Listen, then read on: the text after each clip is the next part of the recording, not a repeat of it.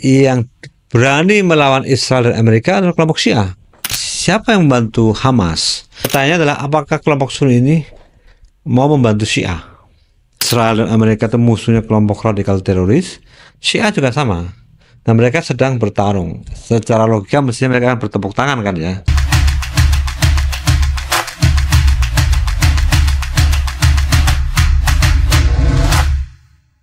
Assalamualaikum warahmatullahi wabarakatuh.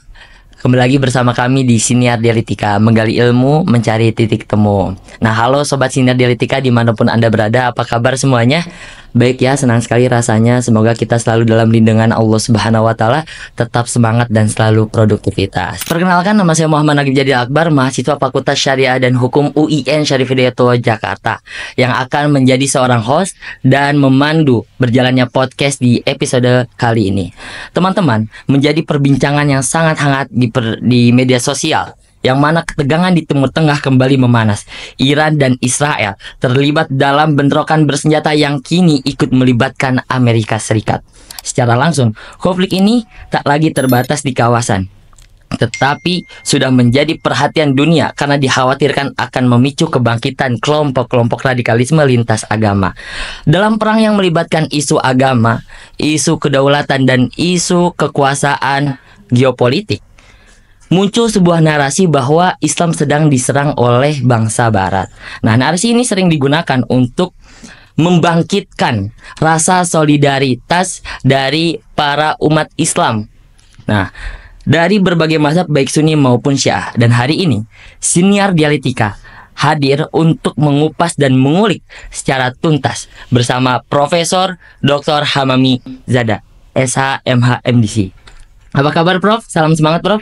Alhamdulillah baik-baik. Kita harus tetap semangat ya, Prof, walaupun ya sekarang memang sedang krisis, apalagi gara-gara di Timur Tengah sedang perang ya, Prof ya. Iya, betul. Jadi, Prof, tadi setelah saya sampaikan bahwa ini menjadi perhatian yang sangat-sangat sangat menarik perhatian banyak sekali, tidak hanya di kawasan tertentu Iran, Israel ataupun Amerika, tetapi ini menjadi bahan perhatian di dunia internasional.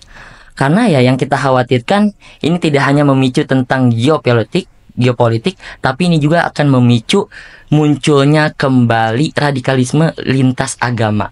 Nah, Profesor Hamami ini pernah menyampaikan dalam sebuah artikelnya bahwa serangan Amerika Serikat ini yang dilakukan kepada Iran ini akan mengakibatkan mengancam masa depan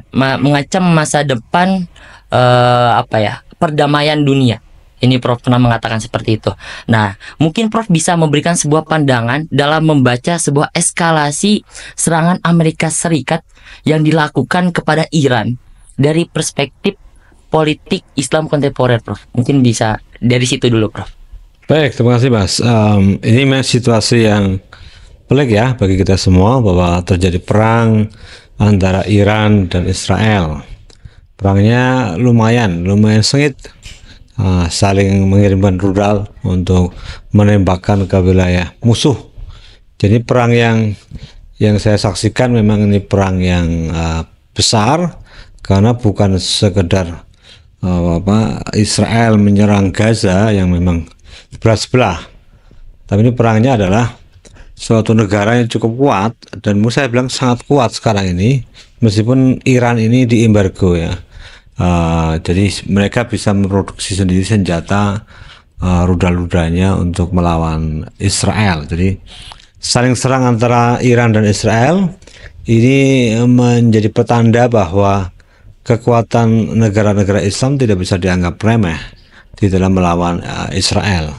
Karena sekarang ini kita bisa lihat bahwa meskipun Iran tidak dibantu secara langsung oleh negara-negara Islam lain yang terdekat seperti Arab Saudi, Mesir, ya, dan negara-negara lain seperti Emirat Arab dan Qatar, tapi secara sendiri Israel mampu mematahkan serangan-serangan Israel. Jadi artinya bahwa ini bukan seperti perang yang tidak seimbang, ini perang yang sangat seimbang, dan bahkan saya bisa mengatakan ini adalah kemenangan Iran terhadap Israel, meskipun Israel dibantu oleh Amerika. Jadi Jadi memang sudah beberapa waktu sebelumnya kan Benjamin Netanyahu memancing Amerika Serikat untuk terlibat dalam perang Iran Israel, karena saya pikir memang kayaknya susah mengalahkan Iran. Bahkan saya bisa katakan ini kan Israel negara kecil yang penduduknya itu hampir tidak pernah mendapatkan serangan-serangan yang serius, sehingga ketika diserang langsung oleh Iran, mereka kocar-kacir dan mereka nggak bisa lari kemana-mana karena kotanya kecil ya. Dibanding dengan Iran yang lebih besar yang bisa menyiapkan migrasi dari Teheran ke tempat lain yang jauh dari sasaran rudal-rudal Israel. Jadi bagi saya ini ada sesuatu yang mencengangkan di mana Iran berhasil mematahkan serangan-serangan Israel. Nah, yang terakhir yang sebelum gencatan senjata itu kan memang Amerika menyerang fasilitas nuklir Iran di 3 lokasi. Ini kan sebagai semacam gertakan Amerika bahwa Amerika memang sangat serius untuk melawan Iran. Jadi dengan membantu teman dekatnya dari Israel.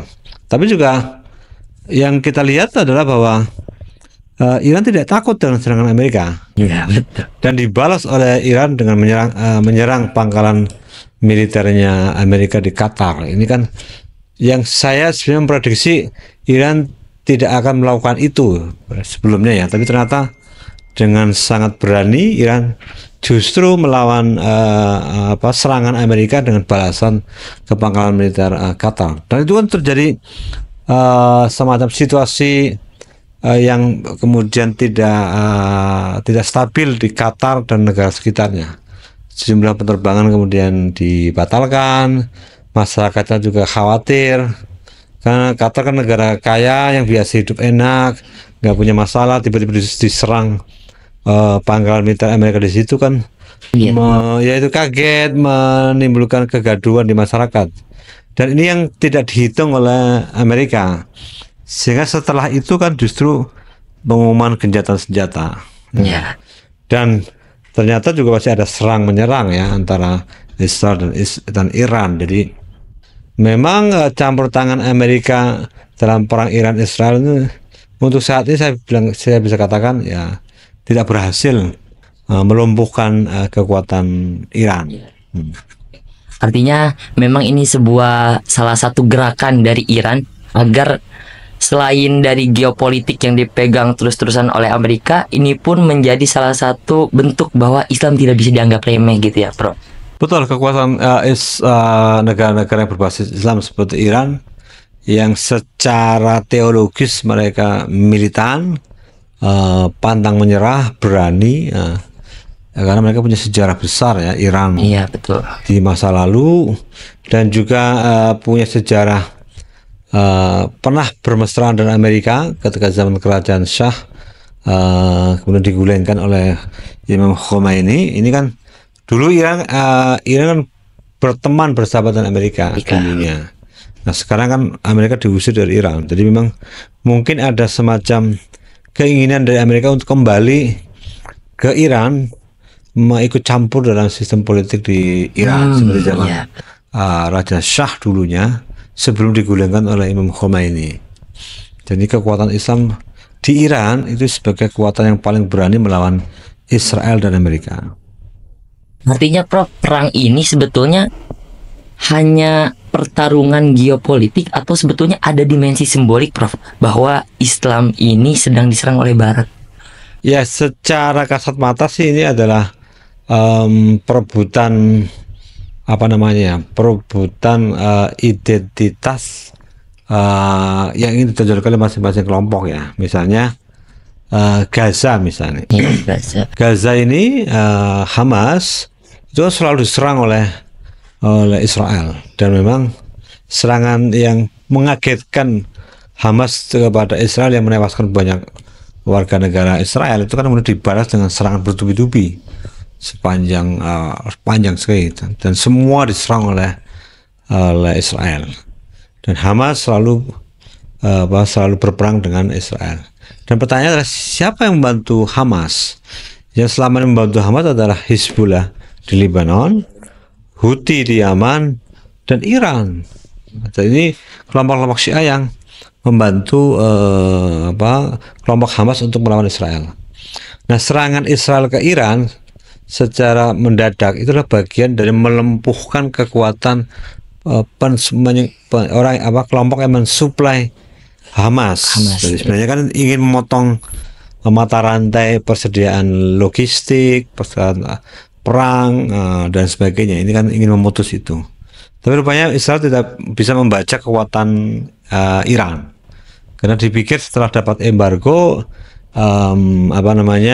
kekuatannya lemah. Ternyata mereka di tengah kesulitan dan kepayahan negara Iran justru bisa memproduksi senjata-senjata yang mampu menembus pertahanan Israel. Iron Dome yang dipandang sebagai alat untuk mencegah rudal-rudal datang ke sana justru bisa tembus oleh rudal-rudal Iran. Ini kan terbukti bahwa secara teknologi Iran berhasil mematahkan sistem pertahanan Israel.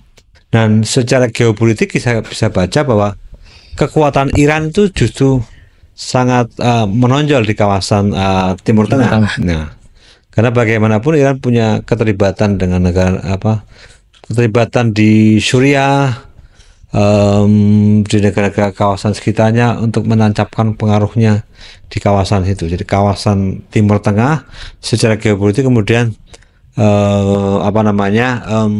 yang punya pengaruh besar di antara adalah Iran. Lalu yang kedua yang saya sampaikan di sini adalah perang Iran Israel ini memang tidak hanya dibaca dari aspek geopolitik. Ya, jadi artinya ini bukan soal kekuatan negara di kawasan, kemudian mereka kemudian melakukan semacam koalisi bersama untuk melawan Amerika dan Israel. Tapi juga harus kita baca bahwa perang Iran Israel, sebagaimana perang Israel Hamas, itu bisa memicu radikalisme. Ya, ya. Nah, artinya apa? Bahwa kelompok-kelompok Islam yang kemudian tidak suka atau benci dengan Israel dan Amerika, dengan umat Islam di Iran diserang oleh Israel, itu ada semacam gairah untuk membantu sesama umat Islam. Tapi pernyataan ini harus diuji. Apa maksudnya? Diuji karena apa? Karena Iran ini kan negara Syiah, negara yang menganut paham Syiah. Sementara kelompok radikal dan terorisme itu adalah bermadhab Sunni, ya. Jadi mereka kan Sunni. Pertanyaannya adalah apakah kelompok Sunni ini mau membantu Syiah dengan caranya, yaitu dengan cara aksi radikalisme dan terorisme. Harus diuji nih, karena selama ini yang dilawan oleh kelompok radikal itu adalah kelompok Syiah. Jadi Syiah itu selalu menjadi musuh dari kelompok-kelompok radikal. Jadi yang menguji apakah diserangnya Iran oleh Israel dan Amerika itu memicu radikalisme di kalangan Sunni. Saya mendapatkan informasi ya dari seorang yang saya kenal bahwa sekarang ini kelompok-kelompok radikal, terutama sel-sel terorisme, itu sedang mengalami kebingungan. Apa maksudnya? Mereka bingung karena yang berani melawan Israel dan Amerika adalah kelompok Syiah. Sementara mereka adalah kelompok Sunni yang selalu bermusuhan dengan Syiah. Jadi Sunni radikal ini berlawan dengan Syiah dan menjadi target dari kelompok Sunni yang teroris radikalis ini adalah untuk menyerang Syiah. Harusnya kan secara hitung-hitungan ideologi mereka akan senang dan bahagia ketika Syiah Iran dilumpuhkan oleh Amerika dan Israel. Tapi masalahnya adalah Amerika adalah simbol Barat, Israel adalah simbol Yahudi, Zionis, yang selalu memang meminggirkan umat Islam di seluruh kawasan dunia. Nah, ini kan ada dua hal ya. Ini dua-duanya musuhnya kelompok radikal. Jadi Israel dan Amerika itu musuhnya kelompok radikal teroris. Syiah juga sama. Nah, mereka sedang bertarung. Secara logika mestinya mereka akan bertepuk tangan kan ya. Kelompok radikal harusnya bertepuk tangan terhadap kondisi ini. Tapi saya nggak yakin. Karena tetap saja ada ideologi Islam yang ada dalam kelompok radikal yang mengakibatkan mereka harus mempertahankan kedaulatan negara Islamnya. Jadi Jadi artinya dari sisi ini saya ingin menguji apakah mereka kemudian akan simpatik dan empati terhadap Iran meskipun Syiah, karena mereka benar-benar melawan Amerika dan Israel. Nah, yang kedua yang saya sebut memicu radikalisme adalah terjadi radikalisme di kalangan Syiah. Karena bagaimanapun juga ini kelompok yang langsung diserang oleh Amerika dan Israel. Jadi gelombang radikalisme dari kelompok Syiah Iran itu apakah sampai ke seluruh kawasan? Misalnya, apakah sampai satu ultimatum atau pernyataan tegas untuk menghabisi Donald Trump dan Netanyahu? Sebagian dari radikalisme ketika ada seruan untuk pembunuhan terhadap Donald Trump dan Netanyahu. Ya, ini kan gelombang radikalisme dan terorisme yang akan muncul di kalangan Syiah. Kalau di kelompok ini saya yakin tidak terjadi kebimbangan. Nah, seperti halnya dulu pemerintah Iran pernah memvonis hukuman mati bagi Salman Rushdie. Dengan ayat-ayat apa ya, lupa saya, ayat-ayat Tuhan apa ya? Maaf, saya agak lupa. Jadi ayat-ayat setan. Menulis buku ayat setan, Salman Rushdie itu kan divonis hukuman mati oleh pemerintah Iran, dan sampai sekarang Salman Rushdie nggak bisa lagi berkiprah di dunia publik, apalagi internasional, karena khawatir terjadi pembunuhan oleh kelompok Iran dengan fatwa itu. Jadi yang saya maksud radikalisme di kalangan Syiah itu bisa memicu pada aksi-aksi radikalisme dan terorisme terhadap musuh-musuhnya Iran, yaitu khususnya Donald Trump dan Netanyahu. Prof, artinya kan tadi kalau misalkan Prof telah menjelaskan bahwa musuhnya dari Sunni ini adalah Zionis, Israel, dan juga Amerika Serikat. Dan musuhnya dari Sunni juga salah satunya adalah Syiah saat ini. Dan menurut Prof tadi artinya Syiah dan Sunni ini sebetulnya untuk dipersatukannya sulit sebetulnya ya, Prof. Iya, betul.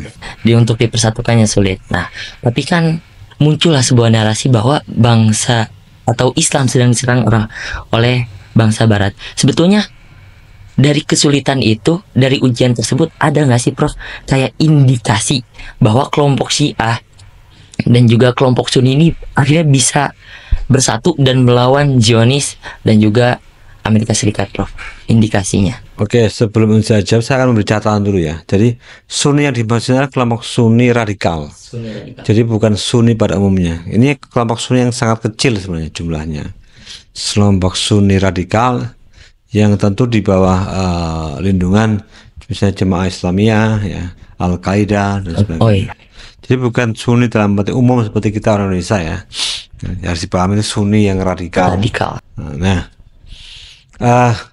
kalau Sunni yang radikal terhadap Syiah, kalau saya sih masih melihat bahwa ini tidak bisa disatukan karena ideologinya sangat berjauhan, di mana kelompok-kelompok radikal itu menjadikan Syiah sebagai target,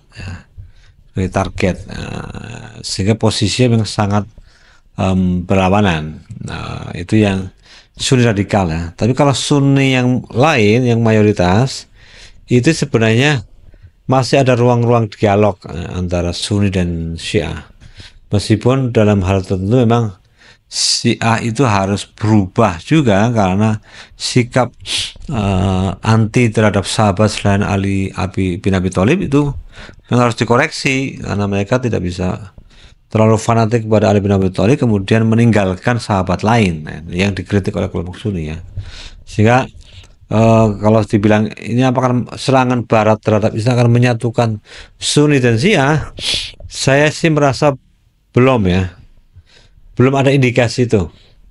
Makanya saya sebut ada kebingungan kelompok Sunni radikal di dalam merespon perang Iran-Israel. Karena dua-duanya musuh. Harusnya kan yang paling berat menjadi musuh adalah Israel dan Amerika. Sementara Syiah ini kan meskipun musuh tapi kan sama-sama mengaku sebagai Islam ya. Jadi, tapi saya nggak tahu terjadi pergeseran atau tidak respon kelompok radikal terhadap perang Israel Iran ini. Jadi kita harus lihat nanti perkembangan berikutnya apakah ada menyatukan antara yang Sunni dan Syiah. Tapi dugaan saya itu tidak ya.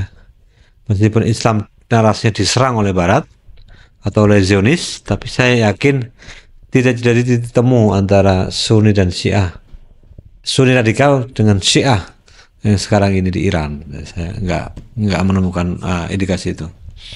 Baik, Prof. Sekarang kan baru-baru saja ada beritanya bahwasannya keduanya ini sepakat untuk gencatan senjata ya, Prof. Iya, betul. Gencatan senjata. Tapi menurut Prof, dalam membaca gencatan senjata ini ada nggak sih, Prof, kayak strategi di balik ini? Ada sesuatu yang memang kan pelopornya pertamanya Amerika Serikat ya, Prof ya? Iya.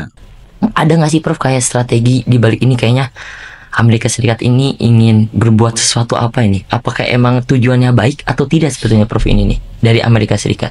Nah, kalau dari sisi yang kita harapkan adalah terjadi negosiasi lanjutan atau diplomasi antara Iran dan Amerika dalam program pengayaan uranium untuk senjata nuklir kan itu, yang selalu disorot oleh Barat. Ini kan posisinya Iran dan Amerika sedang bernegosiasi untuk menemukan titik temu ya soal pengayaan uranium Iran yang dikhawatirkan menjadi senjata pemusnah massal kan itu. Isunya kan itu yang kita pikir bahwa negosiasi yang sudah mulai mendekati titik temu dirusak oleh serangan Israel ke Iran kan itu. Jadi sebenarnya Israel itu tidak rela kalau Israel kemudian bernegosiasi dengan Amerika, maka terjadi serangan Israel ke Iran. Nah, di dalam gencatan senjata ini yang harus diuji adalah Israel. Yang diuji. Jadi khawatir terjadi negosiasi lanjutan dengan Amerika yang kemudian akan terjadi titik temu, yaitu mengancam eksistensi Israel. Karena ancaman inilah maka bisa jadi kembali Israel itu mengusik kedamaian yang dalam gencatan senjata itu dengan menyerang Israel, yang kemudian akan dibalas lagi oleh Iran, sehingga perang akan terus berlanjut. Ya, ini kan berbahaya. Berbahaya artinya bahwa Iran dan Israel itu sebagai entitas negara yang kuat itu akan kalau sama-sama kuat dan berakhir lama mengganggu stabilitas ekonomi internasional, terutama pada wilayah perdagangan minyak ya sebagai sumber kebutuhan dunia internasional ya. Jadi kalau Selat Hormuz ditutup oleh Iran, maka pelayaran itu nggak mungkin ada terjadi langsung ke negara-negara tujuan negara-negara minyak, dan dia harus berputar yang lebih jauh, dan itu akan berimplikasi pada naiknya harga minyak dunia. Nah, ini yang kalau naiknya minyak dunia maka berpengaruh pada nilai-nilai belanja atau barang-barang di negara-negara kawasan seperti Indonesia ini begitu juga. Iya. Minyak dunia naik maka juga akan jadi kenaikan harga yang lainnya kan, itu implikasinya begitu. Oke, Prof. Artinya ini kan ada unsur politik juga ya, Prof. Dan ini tentunya akan sangat berdampak kepada negara kita, negara Indonesia. Nah, Prof, bagaimana, Prof, negara-negara Muslim dalam menyikapi hal ini, termasuk Indonesia, dalam memposisikan diri secara bijak antara kecaman politik dan stabilitas dalam negara, Prof? Nah, kalau soal perang serangan Israel, menurut saya sih kecaman, kutukan itu ya nggak ada artinya lagi bagi Israel. Semua negara mengutuk, mengecam, tapi ya nggak ada hasilnya kan itu. Nah, yang paling realistis, faktual itu hanya Iran. Dia tidak cukup dengan mengutuk dan mengancam, tapi langsung berhadapan dengan Israel. Bagi saya kecaman internasional itu terhadap Zionisme Israel terhadap Gaza itu tidak cukup dengan kecaman dan kutukan dari negara-negara lainnya. Ya, Indonesia memang posisinya masih di situ karena mungkin khawatir dengan Amerika kan. karena kawannya Israel kan Amerika, jadi berhati-hati nih presiden kita untuk merespon perang Iran dan Israel, sangat berhati-hati.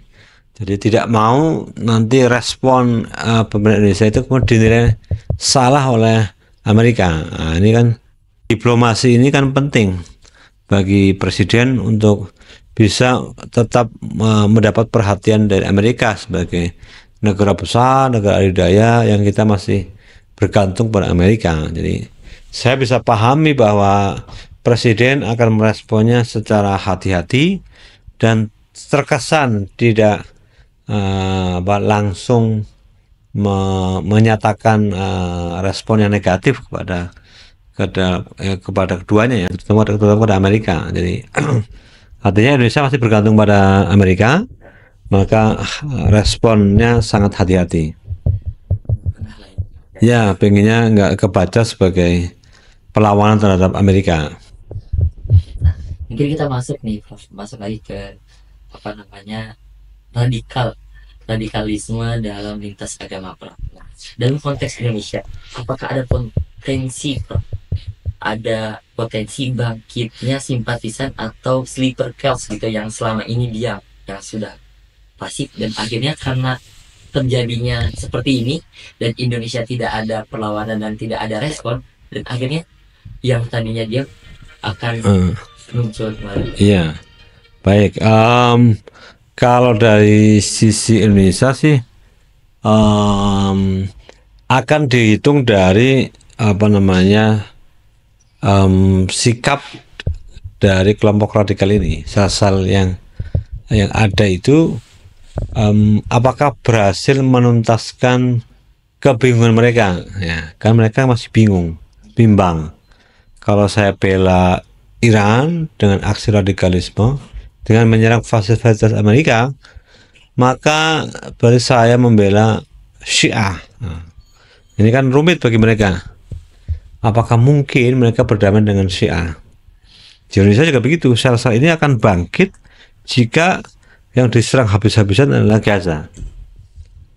Tapi ketika yang diserang oleh Iran, maka harus dilihat mereka mau berdamai dengan satu titik namanya Islam tanpa memperhitungkan kelompok, ya.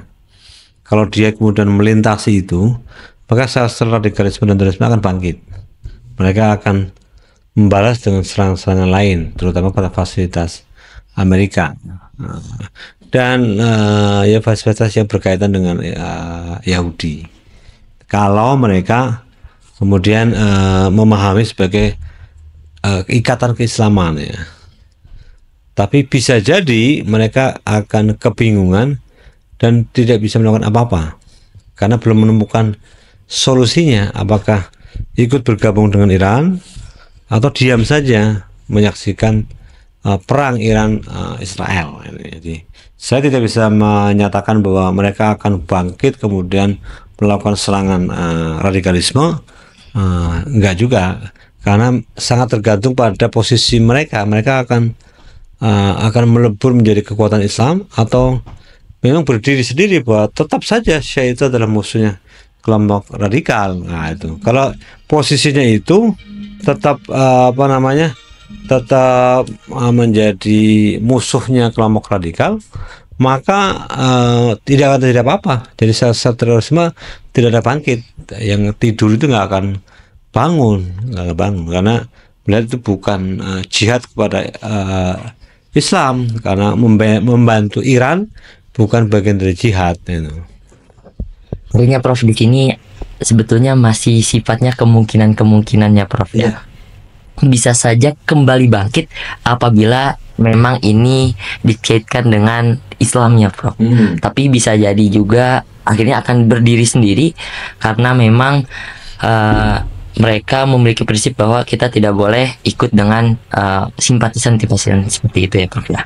Nah, lalu mungkin ini Prof, apa sebetulnya pelajaran yang dapat diambil dari krisis ini dalam pengembangan politik Islam moderat di Indonesia? Dengan terjadinya seperti ini, mungkin ada pelajaran khusus untuk Indonesia sendiri, Prof. Ya, yang pelajaran yang bisa kita ambil ya dari peristiwa perang Iran Israel, sebenarnya pada siapa yang peduli dengan Gaza, ya, dengan Gaza, dengan Palestina maksudnya, ya. Siapa yang peduli, yang paling peduli? Kan kita bisa mengatakan, oh ternyata yang benar-benar peduli dengan Palestina adalah Iran, karena dia sejak lama juga menginisiasi, membantu atau juga berkoalisi dengan Hezbollah di Lebanon, lalu Houthi di Yaman, sebagai kelompok-kelompok milisi yang melawan Israel. Gitu. Faktanya kan begitu. Sementara kita kelompok Sunni itu cenderung hanya kecaman, kutukan, membantu bahan makanan, membantu perawatan, medis dan sebagainya. Lebih ke sifatnya non perang, ya. Memang ini sikapnya memang beda begitu. Jadi kelompok-kelompok Islam yang lain itu lebih cenderung negara-negara itu adalah mengambil posisi non perang, sementara Iran mengambil posisi perang. Nah pertanyaannya, yang lebih baik mana kan itu?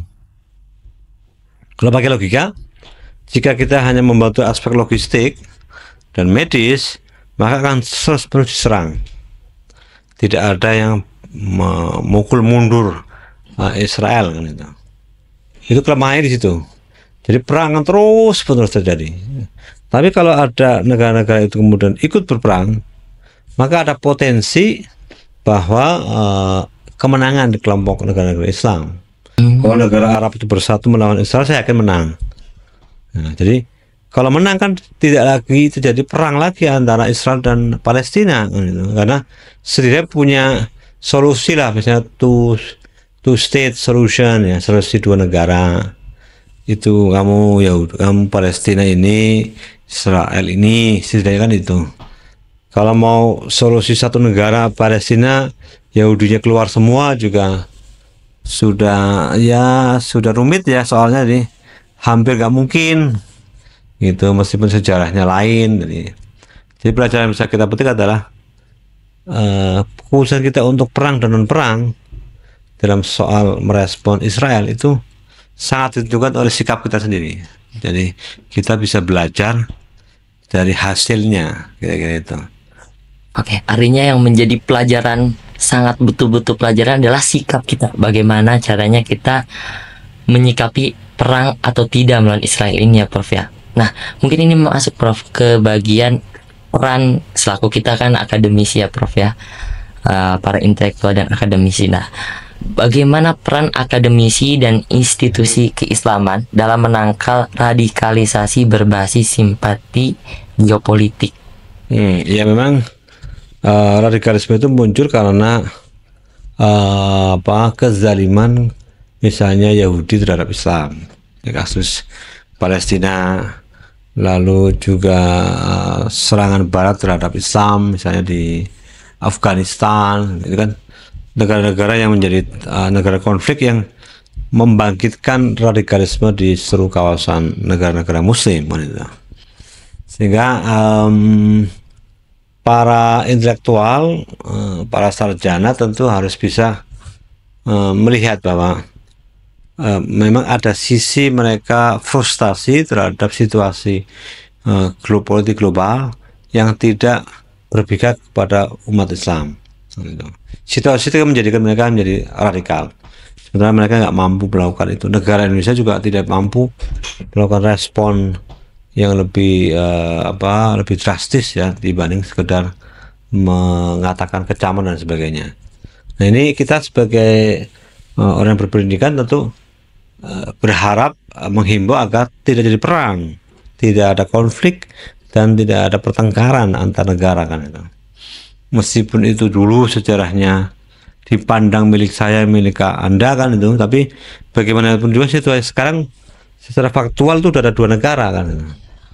Artinya bahwa kita sebagai sarjana, para akademisi juga harus mempromosikan perdamaian terhadap situasi perbedaan agama, perbedaan negara-negara yang ada di sekeliling kita. Jadi promosi perdamaian itu yang paling penting. Dengan promosi perdamaian itu maka dua kelompok yang berkonflik ini bisa mencari titik temu untuk menyelesaikan solusi ini. Berarti kalau misalkan peran dari akademisi sendiri, dia fokus bagaimana caranya agar seluruh dunia ini bisa berdamai ya Prof. Iya. Karena itu menjadi salah satu poin utamanya ya. Nah, dalam situasi global yang mungkin bisa dikatakan sedang rapuh ya Prof, apa sebetulnya strategi idealnya sendiri Prof untuk menjaga perdamaian sendiri yang tadi Prof telah sampaikan bahwa ini menjadi peran dari akademisi tanpa mematikan solidaritas umat Prof? Ya, solidaritas umat itu kan bagian dari keprihatinan terhadap sesama umat yang menderita kan itu. Sehingga solidaritas itu ya diwujudkan dalam bentuk bantuan-bantuan kemanusiaan kepada misalnya rakyat Palestina kan itu. Posisi kita kan di situ karena kita bukan negara. Kalau negara ini kan punya kekuatan bersenjata, punya alat negara yang bisa berhadapan dengan negara lain. Kalau kita sebagai warga negara nggak bisa melakukan apapun selain posisi adalah non perang gitu.